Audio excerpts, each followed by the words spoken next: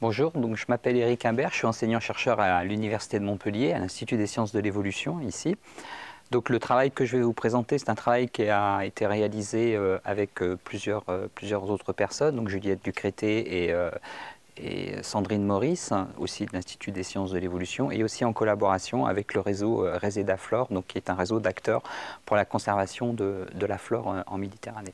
Donc c'est une question très vaste sur l'utilisation des outils et de l'information qu'on peut en tirer donc en génétique des populations dans toutes les actions de conservation qu'on peut réaliser, et notamment donc les actions sur la flore. Alors je vais être explicite avec vous dès le départ. Je suis clairement venu faire du lobbying, mais je vais être aussi explicite avec vous. J'ai aucun intérêt financier dans ce lobbying, et ni les organisateurs d'ailleurs des convergences botaniques que je remercie.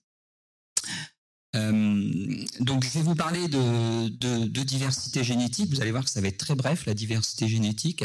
Je vais surtout essayer de vous vendre un certain nombre de documents qu'on a produit. Donc le travail que je vous présente, c'est moi, enfin je parle, mais en fait c'est un travail qui a été réalisé avec Juliette Ducrété et Sandrine Maurice, et puis je vais aussi parler un peu de Margot Julien qui est arrivée dans la salle tout à l'heure. Donc il y a eu beaucoup de collaborations, donc notamment parmi les collaborateurs, il y a le réseau Résédaflore.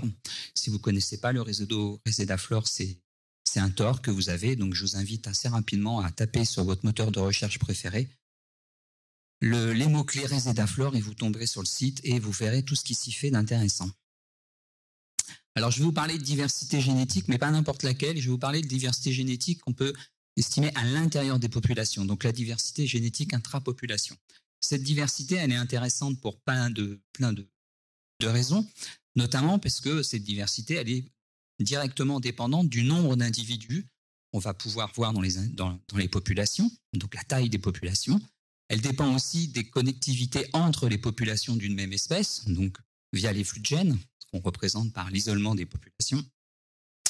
Mais elle dépend aussi de l'histoire démographique des populations. On comprend intuitivement qu'une population qui a connu une expansion récente, ou au contraire une réduction importante de ses effectifs, récents, plus ou moins récents, le récent est restant à définir, on ne va pas mesurer les mêmes niveaux de diversité dans ces populations. Et puis aussi, et nous, c'est ce qui nous intéresse beaucoup dans nos travaux de recherche actuellement, c'est que cette diversité génétique, c'est le support de l'avenir de nos populations, donc du potentiel adaptatif à une échelle de temps qui, là encore, reste à définir. Donc cette diversité génétique, elle s'inscrit dans une histoire, dans le passé, dans le présent et aussi dans le futur de nos populations. Donc c'est pour ça que cette diversité génétique est pour nous un paramètre central de réflexion. C'est pas le seul, hein, je ne dis pas que c'est celui qu'il faut absolument faire, mais c'est au moins un paramètre auquel il faut s'intéresser. Et c'est tellement vrai que dans un certain nombre de préconisations, donc notamment celle ici issue de la COP15 qui s'est tenue à Montréal, il est explicitement dit que parmi les choses à faire, il faut s'intéresser à maintenir et restaurer la diversité génétique à l'intérieur et aussi entre les populations. Aujourd'hui, je ne vous parle pas de la question de la diversité génétique entre populations, je m'intéresse juste à ce qui se passe à l'intérieur des populations. Alors, c'est très peu transcrit, cette notion de diversité génétique dans tous les critères d'évaluation. Il y a quelques exemples. Donc là, c'est un exemple que je suis allé chercher en Australie, et pas n'importe où en Australie, c'est pas toute l'Australie, c'est l'État du Victoria en Australie qui a produit, donc du même type que, sur la base des critères classiques d'évaluation des risques d'extinction, donc un critère pour la perte de diversité génétique, donc pour la flore et pour la faune. Donc il y a des gens quand même qui essayent de retranscrire ces connaissances ou ces effets en mesures concrètes. Alors, qu'est-ce qu'on a fait, nous ? Nous, ce qu'on a essayé de voir, c'est ce qui se passait à notre modeste échelle dans la flore menacée française, au sens un peu strict, hexagone, corse. Donc, on a cherché un peu ce qui était connu sur ces espèces. Et en fait, avoir bien cherché, et c'est quelque chose qui continue, on a retrouvé que 25 études sur les espèces de flore menacées de France. Donc déjà, le premier résultat, c'est qu'il y a très peu d'espèces étudiées au niveau pour leur diversité génétique. Vous comparez juste à la liste la liste des taxons protégés au niveau du territoire national. Donc, j'intègre pas toutes les protections, autres protections réglementaires. Donc, très peu d'études. Et le point suivant, c'est qu'on a comparé cette diversité génétique pour voir si, comme attendu, la diversité génétique chez les espèces menacées était plus faible ou plus importante que des espèces non menacées. Alors pour faire ça, on va prendre son temps, assurez-vous. Donc on a pris un paramètre qui illustre la diversité génétique intrapopulation, qu'on appelle l'hétérozygosie, c'est pas très gênant, donc c'est la diversité génétique dans nos populations. Ici, pour nos espèces menacées, il y a 5 points, et on a regardé le même paramètre estimé chez une espèce apparentée, donc du même genre, à notre espèce menacée. Ici, ce que vous avez, c'est la courbe x égale y. Donc les points qui sont au-dessus de la courbe nous indiquent qu'il y a plus de diversité chez nos espèces non menacées, et les points qui sont en dessous de la courbe nous indiquent qu'il y a plus de diversité chez les espèces menacées. Globalement, ça marche, tout à fait logique. On a des populations qui sont de plus petite taille, on a des populations qui sont fragmentées, isolées, on observe moins de diversité génétique chez nos espèces menacées. Quand on regarde un petit peu dans le détail, on voit qu'il y a quand même quelques cas particuliers. Donc notamment, on a 3 espèces dans les espèces menacées qui ont plus de diversité que l'espèce associée. Donc vous trouvez par exemple ici, c'est le sabot de Vénus qui a une diversité génétique assez importante comparée à son statut d'espèce menacée. On a 7 espèces qui sont sur la courbe, qu'il n'y a pas de différence entre espèces menacées et non menacées, et on a donc un lot d'espèces, 15 espèces, donc de temps en temps quand même ça marche, c'est pour ça que dans la globalité ça marche, où on a quand même une diversité génétique plus faible chez nos espèces menacées. Donc je résume, il y a peu d'études réalisées sur la diversité génétique des espèces menacées dans la flore de France, ça c'est la première information. La deuxième information, c'est que la diversité est globalement plus faible pour les espèces menacées, mais on a des exceptions et quand même un lot d'exceptions qui n'est pas à négliger. Alors cette histoire d'exception, elle est importante parce que si on peut dire qu'il y a effectivement globalement une diversité plus faible, la démarche inverse, c'est de prendre une espèce, de regarder son niveau de diversité et de dire elle est menacée ou pas menacée, n'est pas une bonne démarche puisqu'on va avoir plein de faux positifs. C'est ce qui a été fait à une autre échelle, donc par ce travail de Chloé Smith, où ils ont comparé, enfin elle a comparé avec d'autres co-auteurs, la diversité génétique des espèces en fonction du statut sur le statut liste rouge. Et donc elle arrive à la même conclusion, c'est-à-dire que si on prend une espèce et qu'on regarde sa diversité génétique, on ne peut pas en déduire de façon sûre, avec une bonne probabilité, son statut de menace et pas menace. Alors pour aller plus loin, ce qu'on a fait, c'est qu'on a regardé aussi ce qui était fait dans un certain nombre de documents d'actions de conservation, donc toujours en ciblant les plantes à fleurs. Et on a réussi donc à travailler sur 62 documents, donc de différentes natures, des plans de gestion, des PNA, etc. Et sur ces 62 plans de gestion, on a trouvé une référence à de l'information et l'utilisation de la donnée génétique uniquement dans 10 plans sur les 62, ce qui est tout à fait logique et cohérent, peu d'études, donc peu d'informations, donc peu d'utilisation de cette information. Et juste pour vous dire que cette situation, elle n'est pas du tout propre à la France. Dans la littérature, on trouve aussi des choses équivalentes, donc, en l'occurrence des études équivalentes qui ont été faites en Nouvelle-Zélande et en Australie encore, donc il y a peu de prise en compte, peu d'informations de cette diversité génétique dans les actions concrètes de Shakespeare. Alors tout ce que je viens de vous dire a été résumé dans un article publié dans Botany Letters, et cet article, il se trouve qu'il a eu le prix Jussieu de la Société botanique de France. Alors si je dis ça, c'est pas parce que je glorifie, si je suis très content, c'est juste que du coup, grâce à ce prix, l'article est en libre accès sur Botany Letters, donc vous pouvez y accéder gratuitement, vous n'avez pas besoin d'être abonné à la revue pour accéder. Donc je vous encourage bien sûr à lire cet article pour en savoir un peu plus sur ces questions.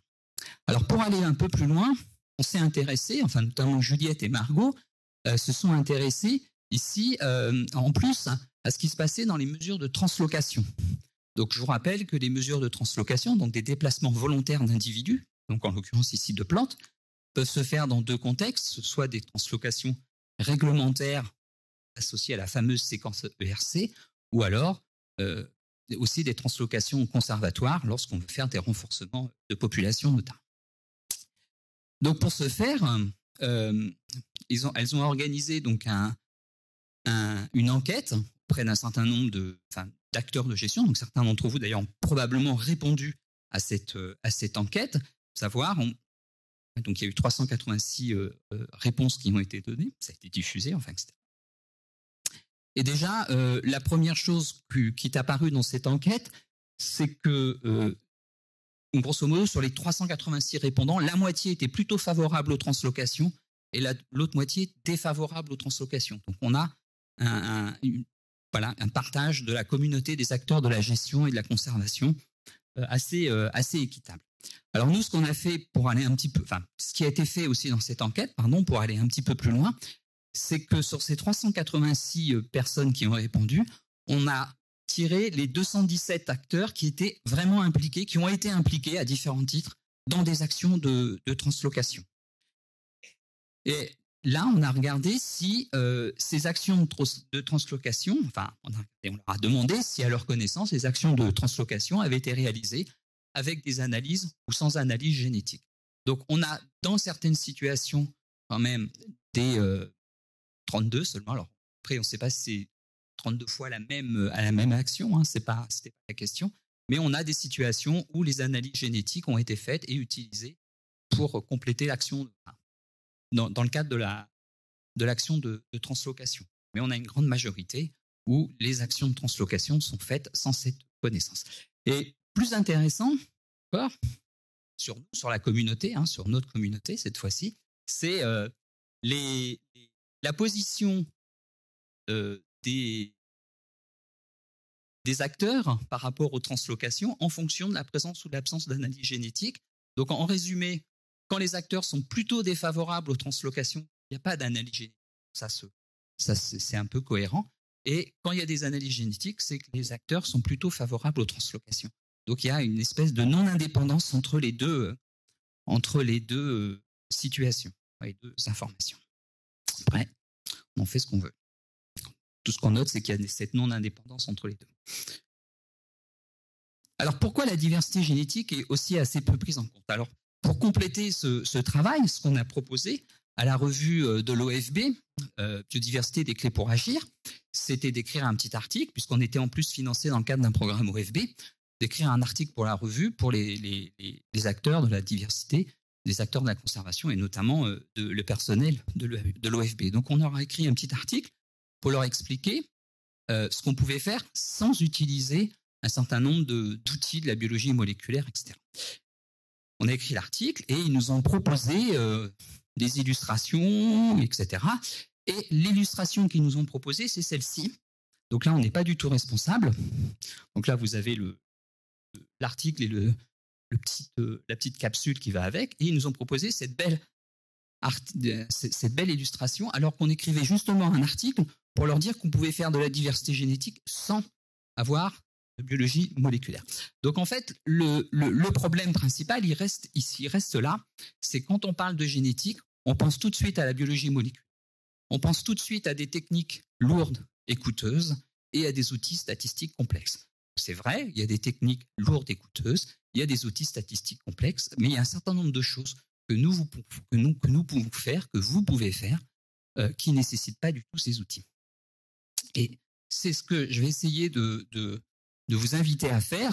Alors, je me situe dans un rôle d'interface maintenant, donc comme a été produit ici dans ce schéma. En fait, essayer de faire une interface entre les acteurs de la recherche qui font des choses lourdes et coûteuses avec des outils complexes. Alors, je vous rappelle qu'un programme spatial coûte beaucoup plus cher que n'importe quelle action de connaissance qu'on peut réaliser. Donc, arrêtons d'envoyer des satellites qui ne servent à rien et finançons des actions de connaissance sur notre flore. Ce sera plus utile. donc les acteurs de la recherche et les acteurs de la gestion. Donc la proposition qui est en cours, alors c'est encore en cours de fabrication, c'est de construire un pipeline, donc je vois pas de traduction, mais vous avez probablement, Michel m'en propose une, pardon. Donc la première question, c'est de solliciter le plus en amont possible des projets les acteurs de la recherche. Et il y a plein de situations où en fait il n'y a pas besoin d'outils complexes et de génétique en fait, et donc on peut faire des choses très intéressantes sans passer par là. S'il y a besoin d'effectivement d'informations de diversité génétique, la solution qui est proposée, c'est de passer par des plateformes, donc des prestataires de services pour cette diversité génétique, pour travailler sur cette diversité génétique. Et les chercheurs interviendront à la fois dans la définition du protocole, des échantillons à récolter, enfin tout ce qui va être associé à l'échantillonnage et ensuite à l'analyse de données. Mais c'est pas nous qui allons faire la partie biologie moléculaire, tout simplement parce qu'on est comme tout le monde, notre temps est limité. Alors si vous voulez en savoir plus, on a produit un certain nombre de documents, donc je ne vais pas vous en dire plus, je vais vous inviter à lire les documents. Alors il va y avoir plein de liens, de scripts, etc. qui vont passer, mais ces liens, ces documents sont en grande partie accessibles sur le site de Reseda, donc il vous suffit d'aller sur Reseda, ou sinon vous allez sur les archives ouvertes que vous connaissez tous et que je vous invite tous à consulter si vous ne les connaissez pas, les archives ouvertes où les acteurs de la recherche sont censés mettre leurs publications, leurs travaux en libre accès. Donc vous tapez archives ouvertes et vous prenez Éric Imbert par exemple, ou Juliette Ducrété pour ses travaux, et vous trouverez tous ces documents. Mais il y a aussi donc une chose très simple. Il y a aussi d'autres documents donc qui ont été produits, donc un peu moins austère que celui que je vous ai montré tout à l'heure. Donc ici, c'est un document qui est vraiment ciblé sur la question des translocations. Qu'est-ce qu'on peut faire, qu'est-ce qu'on doit faire avant de commencer une procédure de translocation ou de renforcement. Et là-dedans, il n'y a pas de biologie moléculaire, c'est vraiment juste de la connaissance. Donc ça se regroupe de façon très, très, très classique. On se pose une question et ensuite on a des fiches actions en disant voilà, ce que vous pouvez faire, c'est ça, ça, ça et ça. Pour compléter, on a même fait une petite vidéo, enfin pas moi, des services compétents donc de communication. Donc on produit une petite vidéo, donc c'est pareil. Il vous suffit d'aller sur le site de l'Université de Montpellier et vous trouverez cette vidéo qui complète, enfin qui reprend un certain nombre d'informations qui ont été présentées dans le document précédent. Et donc, pour conclure, la chose que vous pouvez faire, c'est tout simplement compléter ce tableau. Ce que vous avez ici, c'est un résumé justement de nos 62 plans d'action, plans de conservation qu'on a synthétisés. Et puis ici, donc les exemples où il y avait des manipulations de taille des populations, donc des translocations, des renforcements, etc. dans ces plans. Et on a regardé quels étaient les niveaux de connaissance des espèces en fonction des plans. Alors vous voyez déjà que juste la longévité, donc la durée de vie des individus, dans 2 cas, elle n'était pas connue. Et puis après, quand on descend sur un certain nombre de traits, là on a des fois des manques de connaissances, des défauts de connaissances, et notamment tout ce qui concerne la reproduction des espèces, donc les systèmes de reproduction, la façon dont ça se reproduit, est-ce que ça s'auto-féconde ou s'allo-féconde, ou les questions aussi tout simplement d'auto-incompatibilité. Donc tout ça, ce sont des choses qu'on peut faire en population naturelle, qui sont très simples à faire, et ça rentre vraiment dans le volet d'amélioration des connaissances de nos espèces, et déjà, remplir ce tableau nous permettra d'avoir une meilleure connaissance et donc de mieux guider et conduire nos actions de gestion. Je vous remercie.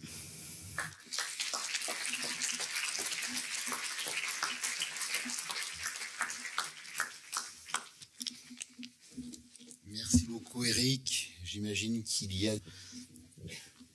Oui, merci pour la présentation. Il y a un détail qui m'échappe là. dans la première partie, tu parlais bien de diversité génétique intrapopulation. Oui. Parce qu'il y a, bon, dans les espèces menacées, il y a des espèces clonales. Et en particulier, d'après ce que j'avais lu, le sabot de Vénus, dont les populations seraient la plupart du temps monoclonales, hein, ce qui explique son absence de fructification. Donc là, tu dis qu'il a une diversité élevée. Tout à fait. D'accord. Donc il y a des nouveautés. Je suis pas responsable des études qui ont été produites sur. Non, alors je pense que ça a été fait en partie par Irène Thiel-Bottereau, si je me souviens plus des auteurs du travail là qu'on a utilisé, mais il y a de la diversité génétique, donc peut-être que l'idée que les populations sont monoclonales n'est pas. Alors après, il y a aussi une question de choix des populations, c'est-à-dire que ils ont probablement travaillé. Il faudrait revoir l'article. Tu peux aller revoir toutes les références, toutes les données brutes qui ont été utilisées sont dans l'article de Botany, enfin en appendice de l'article dans Botany Letters. Donc voilà. Donc peut-être qu'ils ont travaillé sur des populations qui étaient en très bon état de conservation. Donc justement pour éviter la situation de monoclonalité. Bonjour, merci pour la présentation.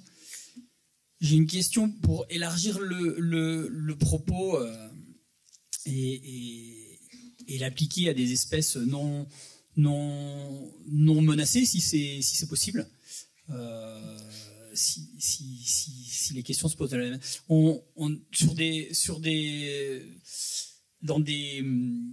Dans l'application des mesures ERC, notamment, il y a beaucoup de travaux de semis et de plantation qui sont entrepris avec du matériel végétal souvent lointain, si ce n'est exotique. Mais quand on est sur des espèces équivalentes aux espèces indigènes, quelles peuvent être les conséquences négatives de l'apport de matériel génétique qui amène une diversité supplémentaire non indigène. Et j'irai plus précis. Alors, deuxième question, corollaire. On voit aussi dans les palettes végétales proposées des espèces rares. De mémoire, il n'y a pas très longtemps, on me proposait Cistus puzzolii pour mettre dans des haies. Et est-ce que ça peut avoir un intérêt de conservation? Est-ce que c'est de la bêtise pure? Enfin voilà, comment est-ce qu'on peut considérer ces propositions et ces tentatives sur le volet génétique? Alors peut-être c'est hors sujet, mais ça m'intéresserait d'avoir l'avis du généticien sur cette question. Ouais. Alors pour la première question, quel est le risque quand on apporte en fait des individus d'ailleurs et qui vont se mélanger avec des populations locales. Donc ça, c'est quelque chose qu'on traite justement dans l'un des documents. C'est la question de ce qu'on appelle le risque d'allofécondation. C'est-à-dire que quand vous mélangez deux sources qui sont génétiquement très différentes, en fait, les populations naturelles, elles ont tendance à être sous certaines conditions donc adaptées localement. Donc si vous apportez des individus extérieurs, très éloigné, vous allez casser cette adaptation locale. Donc, on appelle la rupture d'adaptation locale. Et donc, vous allez passer par une phase de transition où les individus qui vont être issus des croisements entre la population locale et les individus non locaux vont avoir des traits qui sont moins adaptés aux conditions locales. Okay. Donc, c'est le principe de l'allofécondation, de la rupture d'adaptation locale. Sur les espèces rares, ça peut poser des gros problèmes puisque démographiquement, si on passe par une phase où il y a moins d'individus, il suffit qu'il y ait n'importe quel événement stochastique aléatoire et on peut perdre la population. Sur des espèces non rares, alors c'est pas systématique, mais sur des espèces non rares, c'est pas très grave. Parce que là, par définition, il y a beaucoup d'individus, etc. Donc on va avoir cette phase où éventuellement on va trouver il va y avoir une diminution de la taille des populations Et puis, une fois que cette rupture d'adaptation locale que la sélection naturelle, en gros, fera son œuvre, ça peut prendre plus ou moins de temps, hein, c'est pas quelque chose d'instantané, la population retrouvera ses caractéristiques génétiques d'adaptation locale. Puisqu'on en parle de ce sujet, le 10 décembre, on animera dans le cadre du salon Ad Natura, qui s'appelle plus tout à fait comme ça, mais enfin bon, ça concerne surtout les Montpelliérains et ceux qui sont pas trop loin, donc le salon des professionnels de l'écologie, une question qui est assez associée à ça, qui est la question des flux de gènes, de la migration assistée, enfin des flux de gènes assistés en fait à la fois dans la gestion forestière et dans les mesures conservatoires. Donc si vous êtes intéressé, vous avez des choses à dire là-dessus, venez à cette table ronde, c'est dans la continuité de ce genre de questions. Pour la deuxième question, donc ça alors là j'ai parlé que de la diversité intrapopulationnelle et c'est aussi, donc cette question elle est aussi liée à ce qui se passe à l'échelle globale de l'aire de distribution d'une espèce, c'est-à-dire que une façon de conserver de façon efficace nos espèces, c'est d'avoir plusieurs populations, plusieurs sites, ce qu'on fait classiquement, de conservation. Ce qui fait que chacun des sites va avoir sa petite histoire et on va conserver, on va maximiser comme ça la diversité génétique globale à l'échelle de l'espèce, puisqu'on va conserver ici une unité de conservation, là-bas une autre unité, etc., etc. Donc ça rentre dans cette réflexion. Si on utilise dans nos protocoles de restauration, de réensemencement, etc., des espèces sauvages, des espèces menacées, eh bien ça va participer à créer une unité conservatoire de plus, et ça peut ne pas être une mauvaise chose.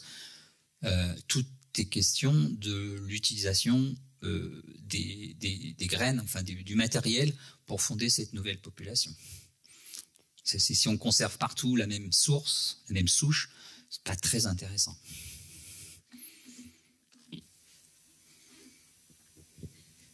Oui, j'aurais juste une petite remarque sur la diversité génétique et les populations clonales. En fait, il faut penser que chaque espèce a une histoire de vie propre et que ce n'est pas un nombre d'allèles ou des règles de Hardy-Weinberg qui vont nous donner l'avenir d'une espèce. Et ça, on l'a très bien montré, enfin moi je l'ai montré sur les Centranthus trinervis par exemple, où on a une vingtaine d'individus dans la nature et dans les descendances, on a une extrêmement grande diversité génétique. Pourquoi ? Parce que tout simplement, les calculs de diversité génétique sont souvent faits sur des diploïdes. Et lorsqu'on étudie des diploïdes et qu'on fait des études de Hardy-Weinberg et tout ça, finalement, on voit la disparition d'un allèle très rapidement dans un modèle. Mais lorsqu'on a des tétraploïdes ou des polyploïdes, les allèles ne disparaissent pas en quelques générations. Ils peuvent se maintenir très très longtemps. Et avec des individus qui semblent être tous identiques, on peut très bien dans les tendances retrouver des allèles qui étaient masqués, puisque l'allèle peut être 4 fois, 5 fois, 6 fois, 8 fois, selon le niveau de ploïdie. Donc l'histoire des populations et des individus est très importante. Et la polyploïdie est un facteur de conservation des espèces qui est considérable. Des espèces polyploïdes peuvent être clonales avec une énorme diversité génétique. Donc clonalité et diversité génétique sont tout à fait... sont pas du tout incompatibles, quoi. Il y a beaucoup d'exemples sur ces questions-là. Alors, je n'ai pas précisé, mais en fait, le travail qu'on a fait, on s'est focalisé sur les espèces diploïdes parce qu'effectivement, dès qu'on passe à des espèces polyploïdes, les estimations de la diversité génétique sont beaucoup plus compliquées et c'est quelque chose qu'on ne sait pas très bien faire. J'avoue que la diversité génétique chez les espèces polyploïdes, exactement pour ce qui vient d'être dit, hein, c'est que les marqueurs les marqueurs qu'on utilise masquent une partie de la diversité. Donc c'est vrai.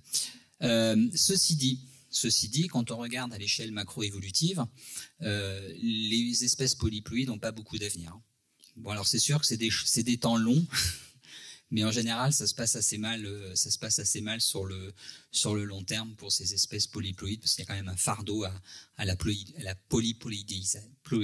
Bref, avoir un grand nombre de ploïdes, un niveau de ploïdie assez élevé. Mais ça n'empêche pas que sur ces espèces de niveau de ploïdie supérieur, enfin non diploïdes, ça n'empêche pas qu'il faut quand même se poser des questions de traits biologiques et de traits écologiques de ces espèces pour avoir une meilleure action de conservation. Parce que l'action de conservation qui consiste à conserver juste des individus en pot, on sait bien que c'est pas très efficace sur le long terme. Quand je parle du long terme, c'est souvent un terme plus long que la durée de vie des chercheurs. Donc il faut aussi penser à ces questions-là.